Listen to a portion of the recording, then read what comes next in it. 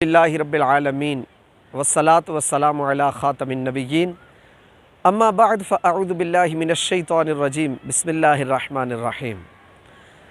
معزز ناظرین، آج ایک بہت ہی دلچسپ حکایت آپ کو سنانے جا رہا ہوں۔ امید ہے بلکہ یقین ہے کہ ایمان تازہ ہوگا اور دل میں جو زنگ پڑا ہوا ہے دل پر وہ دور ہوگا۔ ایک بزرگ جو کہ ایک بستی کے امام بھی تھے، تو بستی میں سے ایک گھر والوں نے آپ کو اپنے ہاں دعوت پہ بلایا کہ آپ ہمارے ہاں تشریف لائیں، کھانا تناول فرمائیں۔ بزرگ وہاں تشریف لے گئے۔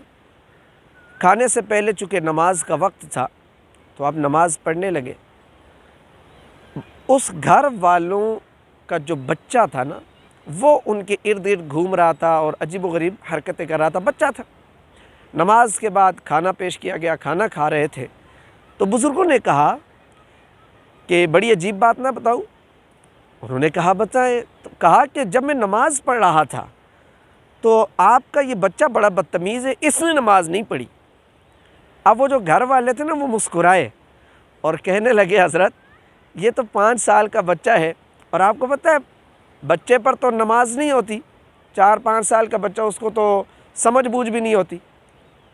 وہ بزرگ خاموش ہو گئے، اور کچھ دن بعد انہی بزرگوں کا یہ سلسلہ ہوا کہ آپ مسجد جا رہے ہیں، کچھ لوگ آپ کے ساتھ نماز پڑھنے گئے، اور باقی کثرت سے جو ہمارے معاشرے کا انداز ہے کہ نماز کا وقت تھا تو مسجد کے باہر اپنی دکانیں سجائے اور اپنے معاملات میں مصروف تھے۔ تو اب بزرگوں نے دیکھا کہ ایک شخص وہاں کھڑا ہے جو کہ پاگل ہے اور عجیب و غریب حرکتیں کر رہا ہے، اس کا دماغ، ذہنی توازن اس کا درست نہیں تھا۔ اب نماز پڑھنے چلے گئے، واپس آئے، دیکھا تو وہ شخص اسی حالت میں تھا اور ایسی ویسی حرکتیں کر رہا تھا۔ اب بزرگوں نے لوگوں سے کہا یار یہ کتنا عجیب شخص ہے، اتنا بڑا ہے، پتہ بھی ہے نماز کا وقت ہے، اس نے نماز نہیں پڑھی۔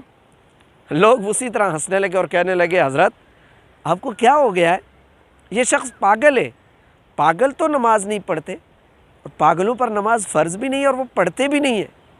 بزرگ خاموش ہو گئے، آگے بڑھ گئے۔ کچھ دنوں بعد اسی بستی میں کوئی شخص فوت ہوا، تو نماز جنازہ کے بعد جب اس کی تدفین کا معاملہ آیا، بزرگوں نے نماز جنازہ پڑھائی، اور جب تدفین کرنے لگے تو آپ نے فرمایا ٹھہرو، اس کو ابھی دفنانا نہیں ہے، ہم اذان دیتے ہیں، یہ نماز پڑھ لے، اس کے بعد کیا کرتے ہیں اس کو دفنائیں۔ اب لوگ تھوڑا غصے میں بھی آئے کہ یہ عجیب بزرگ ہیں، عجیب امام صاحب ہیں۔ لوگوں نے کہا حضرت بچے کو دیکھ کر آپ کہتے ہیں کہ یہ نماز نہیں پڑھتا، بدتمیز ہے، پاگل کو دیکھ کر آپ کہتے ہیں یہ نماز نہیں پڑھتا، کیسا شخص ہے، اور اب مردہ ہے، بھلا مردہ بھی نماز پڑھتا ہے، یہ آپ کیسی بات کر رہے ہیں؟ اب ان بزرگوں نے جھنجھوڑا، اور جھنجھوڑ کر پتہ ہے کیا کہا؟ بزرگ کہنے لگے سنو، میں تم سے یہی تو سوال کرنا چاہتا ہوں، تم اتنے سارے ہو، نماز نہیں پڑھتے، اب 3 باتیں ہیں، یا تو بچے ہو، اور بچے تو تم ہو نہیں، اتنے بڑے ہو چکے ہو، اب 2 ہی باتیں ہیں، پاگل ہو یا مردہ ہو۔ پاگل بھی تم نے کہا نماز نہیں پڑھتا، اور مردہ بھی نماز نہیں پڑھتا، لہٰذا اب خود غور کر لو کہ ان تینوں کیٹیگری میں سے تمہاری کیٹیگری کون سی ہے، اور اگر عقل مند ہو، بڑے ہو، اپنے آپ کو زندہ سمجھتے ہو، تو پھر اللہ کے حضور جھکنا سیکھو، نماز پڑھنا سیکھو۔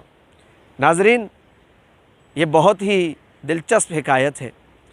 یقین جانیے کہ جب اس کو پڑھا اور جس نے بھی اس کو سنا، ایک جسم کے بال کھڑے ہو گئے، ایک رونگٹے کھڑے ہو گئے کہ واقعی کیا ہم پاگل تو نہیں، کیا ہمارے دل مردہ تو نہیں ہو چکے کہ نماز کا وقت ہے، مؤذن کہہ رہا ہے حی علی الصلاح، آؤ نماز کی طرف، حی علی الفلاح، آؤ کامیابی کی طرف، اور ہم نماز نہیں پڑھتے۔